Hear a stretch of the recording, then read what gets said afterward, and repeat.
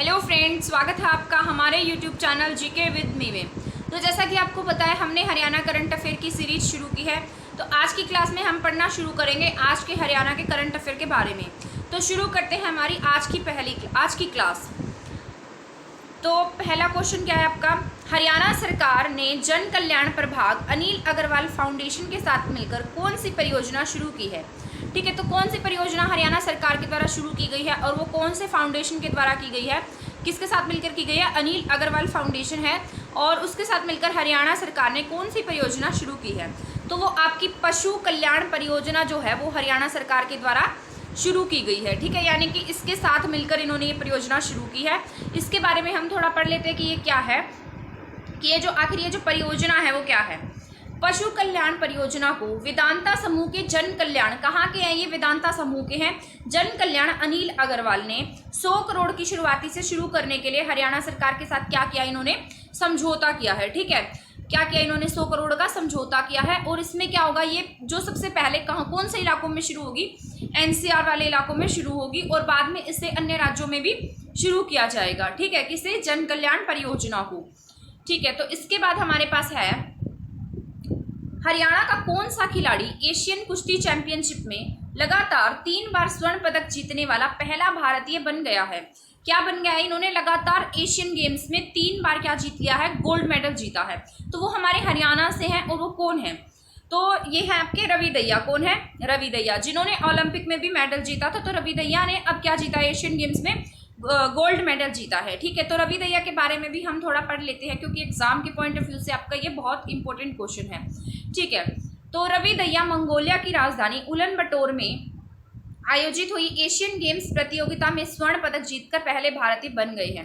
मतलब ये लगातार 3 बार क्या जीते हैं इन्होंने? लगातार 3 बार एशियन गेम्स में गोल्ड मेडल जीता है और ये लगातार 3 बार गोल्ड मेडल जीतकर क्या बन गए हैं? पहले भारतीय बन गए हैं। ठीक है, कहाँ पर आयोजित हुई थी? मंगोलिया की जो राजधानी है उलन बटोर, वहां पर क्या आयोजित हुई? Asian games. ठीक है, वहां पर इन्होंने क्या जीता है? गोल्ड मेडल जीता है। ठीक है, 2022 का ये भारत का क्या है? पहला गोल्ड मेडल है। ठीक है, भारत का पहला गोल्ड मेडल 2022 का ये पहला एशियन गेम्स में गोल्ड मेडल है।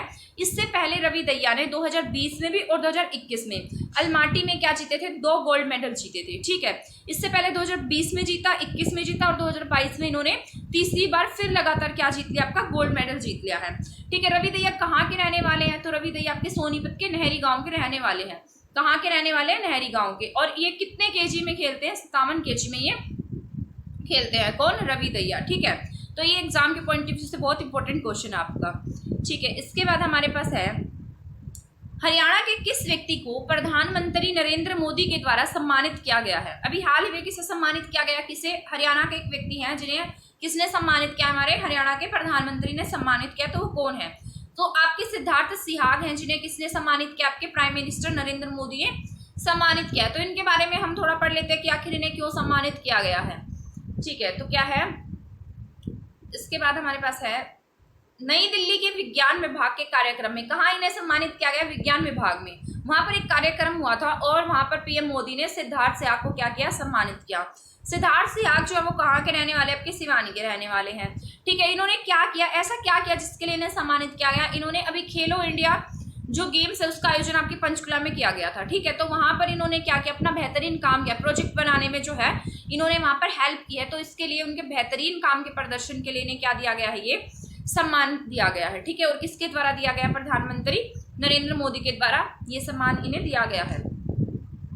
इसके बाद हमारे पास है हरियाणा राज्य में द फैशन मीट एक्सपो 2022 का उद्घाटन किसने किया है? तो किसका उद्घाटन किया गया था? फैशन मीट एक्सपो 2022 का उद्घाटन किया गया। तो आपका किसने किया है? दर्शना जरदोश ने। किसने किया है? दर्शना जरदोश ने। जो दर्शना जरदोश है वो कपड़ा मंत्री है और राज्य रेल मंत्री है। तो इन्होंने किसका उद्घाटन किया है? फैशन मीट एक्सपो 2022 का उद्घाटन किया। और हरियाणा के कहाँ किया है? गुरुग्राम में। कहाँ किया है इसका उद्घाटन? इन्होंने गुरुग्राम में इन्होंने इसका उद्घाटन किया है। ठीक है, किसने? दर्शना जरदोश ने।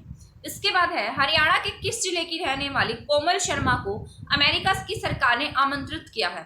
तो हमारे हरियाणा से बिलोंग करती हैं कौन? कोमल शर्मा। और इन्हें यूनिवर्सिटीज ने बुलाया है अपने यहाँ पर। यूनिवर्सिटी ने रिसर्च काम के लिए, मतलब रिसर्च करें यहाँ पर आकर, ये उनके लिए इन्होंने बुलाया है। तो कहाँ की आपके? तो ये जो कोमल शर्मा है कुरुक्षेत्र से बिलोंग करती है। कहाँ से है? कुरुक्षेत्र से। तो कोमल शर्मा के बारे में हम थोड़ा पढ़ लेते हैं।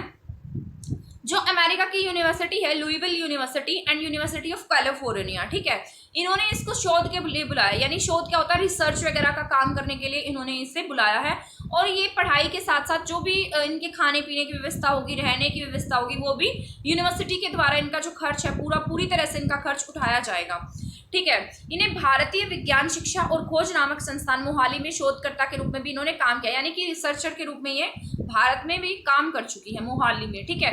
इन्हें विज्ञान और तकनीकी विभाग भारत सरकार द्वारा भी क्या दिया गया, इंस्पायर अवार्ड से इन्हें सम्मानित किया गया है, यानी कि यहाँ पर भी ये साइंटिफिक जो काम है उनमें आगे रहती थी, इसलिए इन्हें किसने बुलाया है, अमेरिका की यूनिवर्सिटीज़ ने इन्हें आमंत्रित किया कि यहाँ पर आए हमारी यूनिवर्सिटी में और क्या करें, रिसर्च कार्य करें, ठीक है। इसके बाद हमारे पास है हरियाणा सरकार में पंचायत के मामले में 2015 से 2022 तक लगातार कितने पुरस्कार हासिल किए हैं, मतलब कितने पुरस्कार जो है वो हरियाणा की जो पंचायतें हैं उन्हें मिले हैं।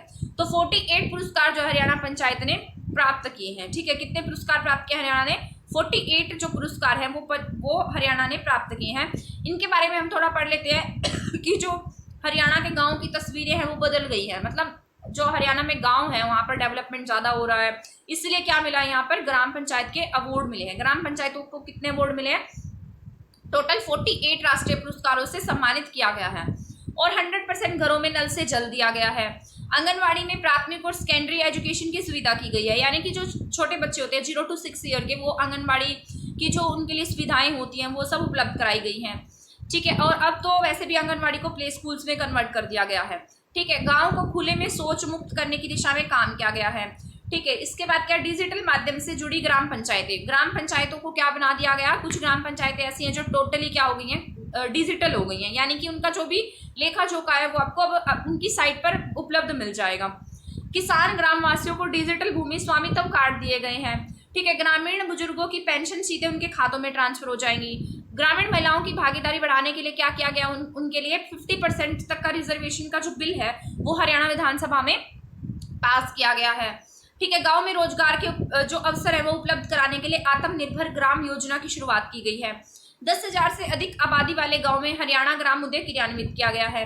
किसानों के फायदे के लिए 1 लाख गरीबों को पंचायत भूमि पर शेड बनाकर सरकार दे रही है, ठीक है। तो ये सब गांव के लोगों के लिए, इसकी सुविधाओं के लिए है, इसलिए जो हरियाणा है, हरियाणा को कितने अवार्ड मिले हैं, टोटल 48 अवार्ड जो हरियाणा सरकार है उसने प्राप्त किए हैं, किसमें, गांव के डेवलपमेंट के लिए, ठीक है।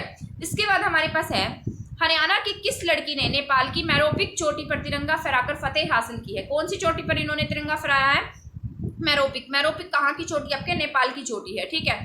तो उनका क्या नाम है, वो है मीनू कालीरमन, क्या है, मीनू कालीरमन। इन्होंने क्या किया, यहाँ पर तिरंगा झंडा फहराया है। इनके मीनू कालीरमन के बारे में भी हम थोड़ा पढ़ लेते हैं। जो मीनू कालीरमन है उन्होंने नेपाल की जो 21,247 फीट की चोटी है, ठीक है, उसको 5 दिन में फतेह किया। कितने दिन में फतेह कर लिया इन्होंने, 5 दिन में। मीनू कालीरमन कहाँ से बिलोंग करती है, डाटा गांव है, नारनौंद का एक गांव पड़ता है डाटा, वहां की रहने वाली है। जो मीनू है उन्होंने इससे पहले किसको फतेह किया है, अफ्रीका की जो सबसे ऊंची चोटी है माउंट किलिमंजारो, उसको भी मीनू ने फतेह किया है इसके साथ साथ, मतलब इससे पहले इन्होंने इसे फतेह किया है। और कौन सी चोटी है जो मीनू के द्वारा फतेह की गई है, हिमाचल के मनाली में फ्रेंडशिप चोटी पर भी ये तिरंगा फहरा चुकी है, कौन, मीनू कालीरमन, ठीक है। इसके बाद हमारे पास है हरियाणा के किस जिले में करीब 250 करोड़ खर्च से थीम पार्क बनाया जाएगा, क्या बनाया जाएगा, थीम पार्क, ठीक है। और कितने खर्च से बनाया जाएगा, 250 करोड़। तो आपका कहाँ पर बनेगा, वो बनेगा आपका कुरुक्षेत्र में। कहाँ बनाया जाएगा, कुरुक्षेत्र में जो थीम पार्क है वो बनाया जाएगा।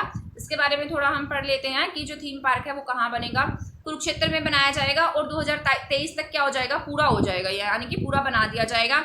जो आपके शिक्षा मंत्री हैं उनके द्वारा इसका जायजा लिया गया है। शिक्षा और पर्यटन मंत्री आपके कंवरपाल गुज्जर, ठीक है, इनके द्वारा क्या किया गया है, इसका जायजा लिया गया है। और क्या किया गया है, यहाँ पर जो श्री कृष्ण भगवान है उनकी बहुत ऊंची मूर्ति लगाई जाएगी और वो लाइट्स वगैरह की, यहाँ पर उनकी जो फोटो है उसमें लाइट्स वगैरह की का सिस्टम अच्छा होगा, ठीक है। तो क्या किया जाएगा वहाँ, और लाइट एंड साउंड शो होगा, मतलब उस मूर्ति में क्या होगा, लाइट भी होगी और साथ साथ साउंड भी होगी, ठीक है। आधुनिक तकनीक का इसमें प्रयोग किया जाएगा, ठीक है। और कितने करोड़ का खर्चा आएगा, यहाँ 250 करोड़ का खर्चा आएगा। वैसे भी आपकी जो कुरुक्षेत्र है धर्म नगरी है, 360 धार्मिक स्थल की नगरी कही जाती है ये, कौन, कुरुक्षेत्र, ठीक है। इसके बाद है हरियाणा के किस जिले की लावण्या सैनी ने world wide book of record में अपना नाम दर्ज कराया है।